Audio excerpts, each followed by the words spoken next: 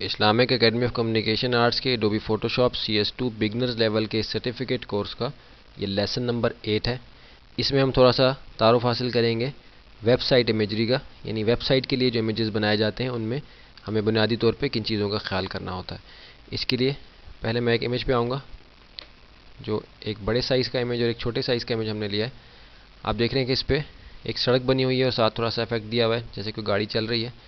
इसको हमने देखना है कि इस इमेज का साइज़ क्या है, क्योंकि वेबसाइट के इमेजेस बनाने में साइज़ का जो पहलू है वो एक बहुत अहम मौजू होता है, जिसको हमने हर मौके पे जो है वो कंसिडर करना होता है। फ़ाइल का साइज़ देखने के लिए हम इमेज के मेन्यू में जाते हैं। इमेज के मेन्यू में हमारे पास इमेज साइज़ की ऑप्शन है, Alt+Ctrl+I जिसकी शॉर्टकट है।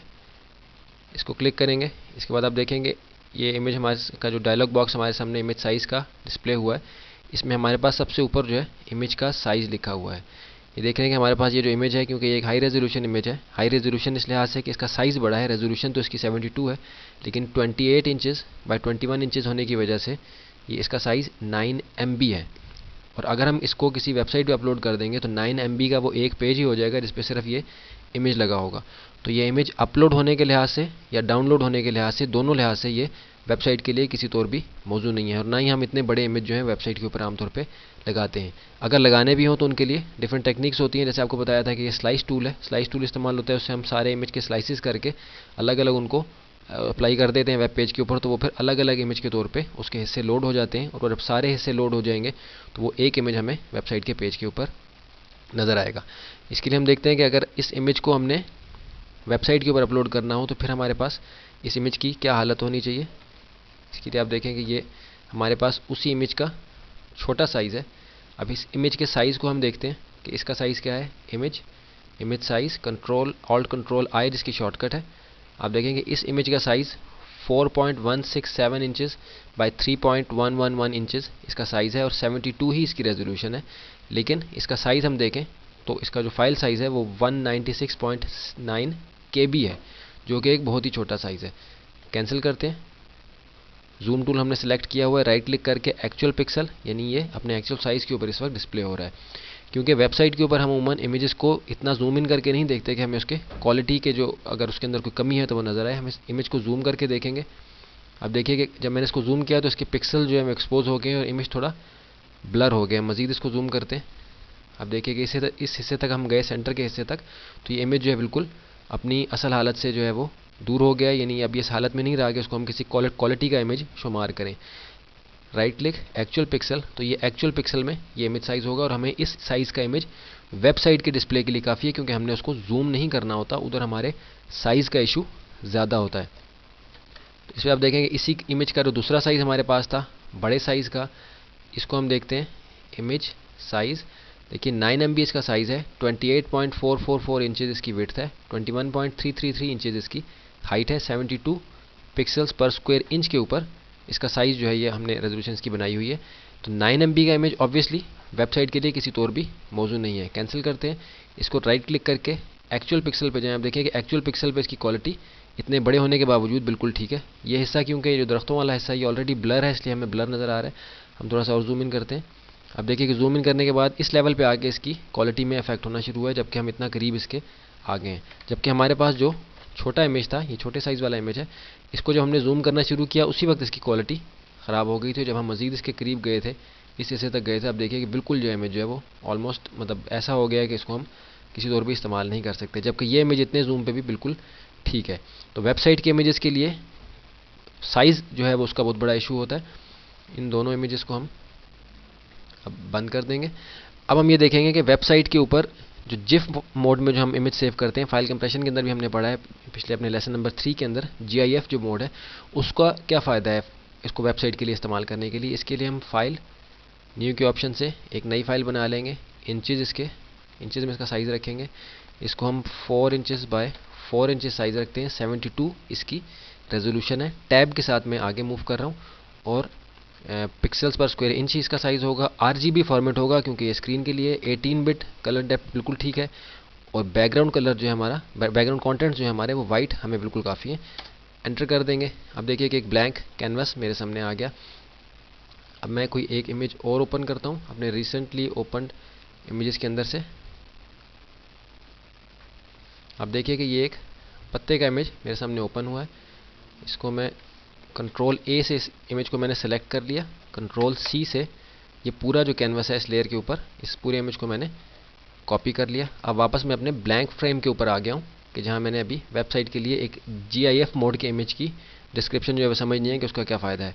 कंट्रोल V किया तो आप देखिए कि ये पत्ता हमारा इस लेयर के ऊपर जो हमने पहले बनाई थी, जो बैकग्राउंड हमने बनाया था, कैनवस बनाया था, उसके ऊपर ये पेस्ट हो गया। ये हमारी वो लेयर है जो कि हमने अभी न्यू कैनवस क्रिएट करने में हमने फाइल न्यू में कंट्रोल N इसकी शॉर्टकट थी, वहाँ जाके हमने इसकी हाइट और विड्थ 4 इंचेस में हमने रखी थी और 72 इसकी रेजोल्यूशन थी, RGB कलर मोड था इसका।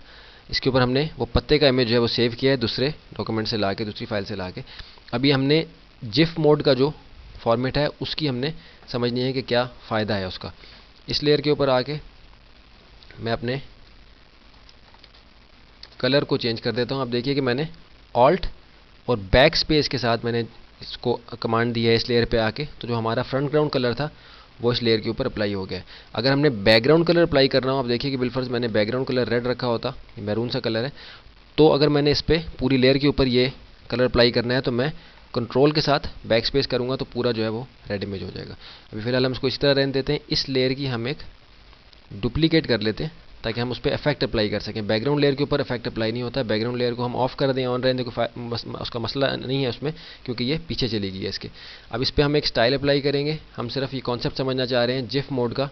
उसके समझने के बाद हमारा जो ये लेसन है ये कंप्लीट हो जाएगा। अब देखिए कि एक टेक्सचर इस पर अप्लाई हुआ है। बीवल एम्बोस के बगैर टेक्सचर अप्लाई नहीं होता, इसलिए बीवल एम्बोस अप्लाई किया है फिर टेक्सचर अप्लाई हुआ है। अगर सिर्फ टेक्सचर अप्लाई करें तो आप देखिए कि बीवल एम्बोस खुद से अप्लाई हो जाएगा, और अगर बीवल एम्बोस को ख़त्म करें तो टेक्सचर ख़त्म हो जाएगा। ये स्टाइल्स का, लेयर स्टाइल्स का जो ये डायलॉग बॉक्स है, इसको आप जितना इस पर प्रैक्टिस करें उतना अच्छा है, क्योंकि इसके अंदर इतनी ज़्यादा गुंजाइश है स्पेशल इफेक्ट्स देने की कि जितनी भी इस पर प्रैक्टिस करें वो कम ही समझी जाएगी, कम ही लगेगी आपको, क्योंकि हर दफ़ा एक नया स्टाइल जो आपके सामने बन के आएगा। बीवल एम्बोस करके एक टेक्सचर मैंने दे दिया। टेक्सचर का अभी मैं कलर भी मैं इसका चेंज कर सकता हूँ। कलर क्योंकि रेड था, तेज़ था काफ़ी, मैं थोड़ा सा लाइट कर लेता हूँ कलर।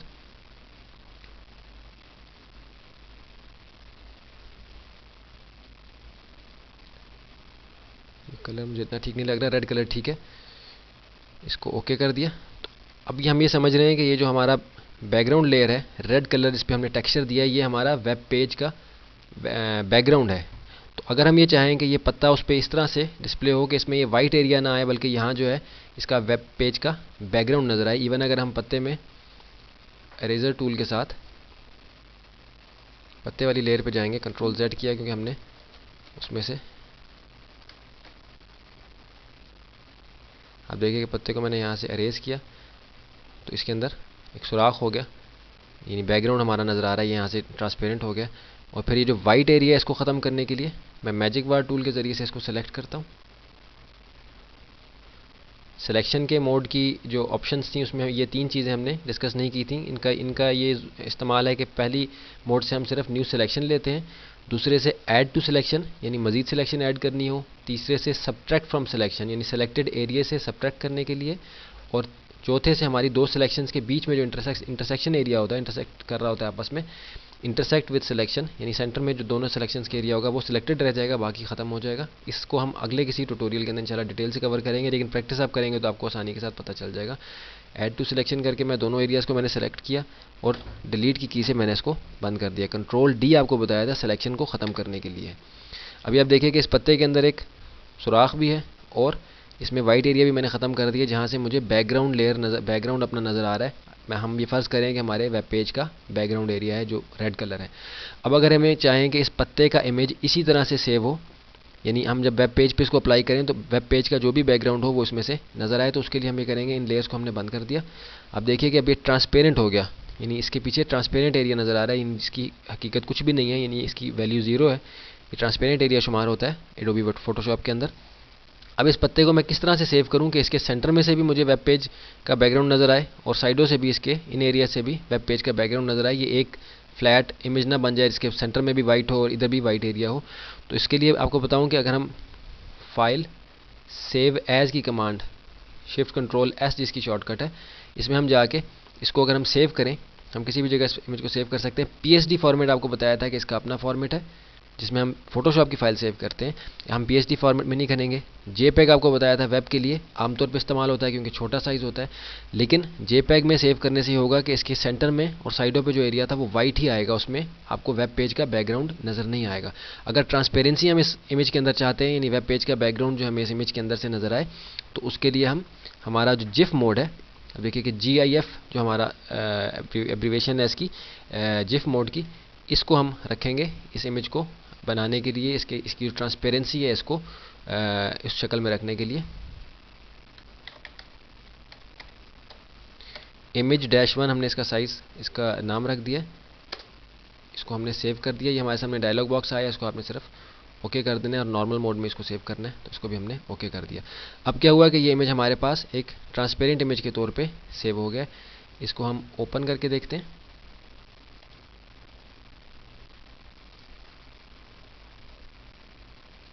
image-1 के नाम से ये हमारा इमेज सेव है, और आप देखेंगे इस पर रख के देखेंगे तो आपको पता चलेगा जिफ मोड में 53.4 KB का ये इमेज है, 288 बाई 288 इसका पिक्सल्स का साइज़ है। ओके किया। आप देखिए कि ये वो इमेज हमारे सामने ओपन हुआ है जो कि हमने बनाया था। आप देखिए कि ब्लरनेस का इफेक्ट इसने यहीं नहीं पिक किया, क्योंकि इसके अंदर जिफ मोड में इतनी गुंजाइश नहीं है कि ब्लरनेस भी शो करे इसके अंदर। लेकिन सेंटर में हम देख रहे हैं कि एक सुराख हमें नज़र आ रहा है, इससे हमारा वेब पेज का बैकग्राउंड नज़र आएगा, और साइडों पे भी ये एरिया इस तरह से है। ये उमन को ऐसे इमेज हमने लगाने हो जैसे कि बॉटल का इमेज है, वो हम सारा कट करके ऐसे लगाना चाहते हैं कि ट्रांसपेरेंट लगे, वेब पेज के ऊपर लगे हुए उसकी वेब पेज का बैकग्राउंड उस पर ऐसा आएगा जैसे लगे कि वेब पेज के ऊपर ही पेस्ट किया हुआ है। उसके लिए हम ये मोड इस्तेमाल करते हैं।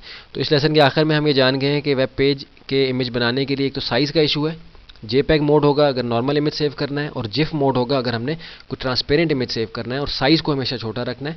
और रेजोल्यूशन हम पहले डिस्कस कर चुके हैं कि रेजोल्यूशन जो है वो 72 पिक्सल्स पर स्क्वायर इंच उसकी जो है हमने रेजोल्यूशन रखनी है, और हमेशा कलर मोड RGB रखना है। मैं तेज़ी से इसलिए किया गया सारा कुछ कि हम ये सब कुछ पहले डिस्कस कर चुके हैं। अब हम चलते हैं अपने अगले लेसन की तरफ।